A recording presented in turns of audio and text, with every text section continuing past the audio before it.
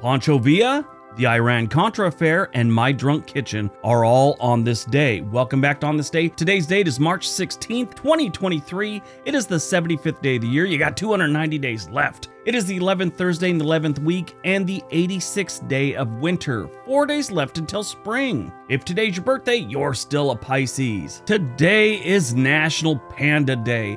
Every year on March 16th, we celebrate the fluffiness of these bamboo-munching bears that are a source of national pride for China. There are two species of panda, the giant black and white panda. They also have the Qingling panda, which is smaller and brown, where the normal pandas have black, they have brown spots. Which the Qingling panda wasn't discovered until 1985. Pandas like to live far away from human beings, and because of urban growth in 2019, the status of pandas was upgraded from endangered to vulnerable. That report said there's less than 2,000 pandas left in the wild. Pandas only live 15 to 20 years, and they don't mate and have babies as often as I think researchers would like them to. There's a problem with that. The males prefer to eat and nap more than they do breeding. It also doesn't help that female pandas are only fertile 2 to 3 days a year. There are only 27 zoos worldwide that have giant pandas. That's not a lot.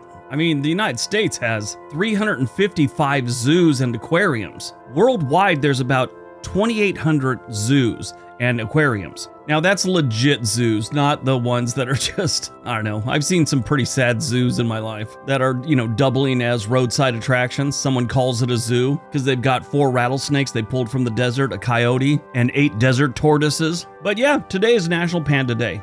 All right, let's see what else March 16th has given us. 1802, the Army Corps of Engineers is established to found and operate the United States Military Academy at West Point. 1916, the 7th and 10th U.S. Cavalry Regiment under John J. Pershing cross the U.S.-Mexico border to join the hunt for Pancho Villa. This is one of the first military engagements that the United States actually used vehicles. Prior to this, cavalry was all horses. I mean, everything was all horses back then. Now, normally the United States wouldn't be involved in something going on in Mexico, but Pancho Villa was basically raiding villages and towns in the United States or the territories of the United States, and then go back into Mexico to hide from the authorities. 1936, warmer than normal temperatures rapidly melt snow and ice on the upper Allegheny and Monongahela rivers, leading to a major flood in Pittsburgh.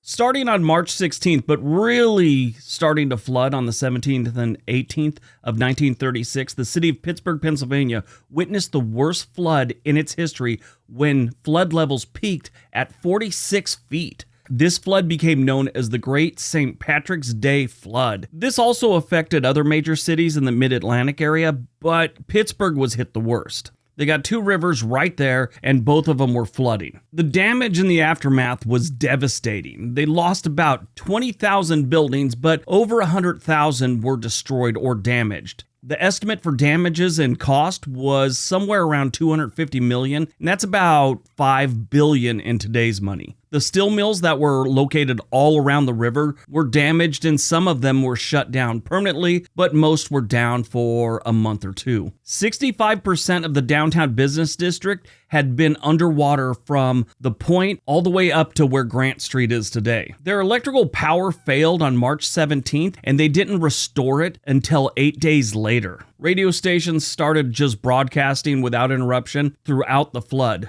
But most Pittsburgh residents were unable to listen because they didn't have electrical power to run their radios. Yes, in case you're too young, back in the day, everything didn't have a battery. And you might want to sit down for this one. We didn't have the internet or Bluetooth. I actually had to go places to meet girls. 1988, the Iran-Contra affair. Lieutenant Colonel Oliver North and Vice Admiral John Poindexter are indicted on charges of conspiracy to defraud the United States. 2020, the Dow Jones Industrial Average falls 2,997 points in a single largest point drop in the history and the second largest percentage drop ever at 12.93%. Now, that may not mean anything to anyone, but it was a pretty big deal. The fact that our economy didn't take a complete tumble and go into a total collapse is kind of amazing. Premiered on March 16, 2001, My Drunk Kitchen.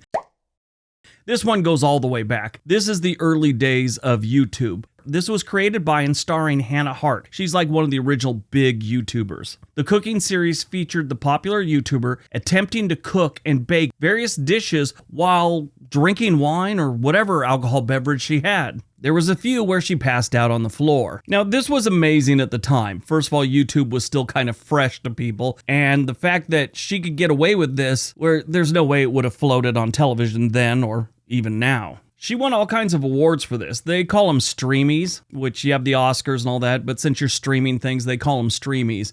And she won them for 2013 and 2014 for the Best Female Performance and Best Comedy Channel. Born on March 16th, 1751, James Madison, the father of the Constitution and fourth President of the United States, who notably authored the United States Bill of Rights. He attended the College of New Jersey, which eventually would become Princeton University. He wrote 85 Federalist Papers, which were essays that promoted ratification of the United States Constitution, along with Alexander Hamilton and John Jay. He was the Secretary of State for President Thomas Jefferson.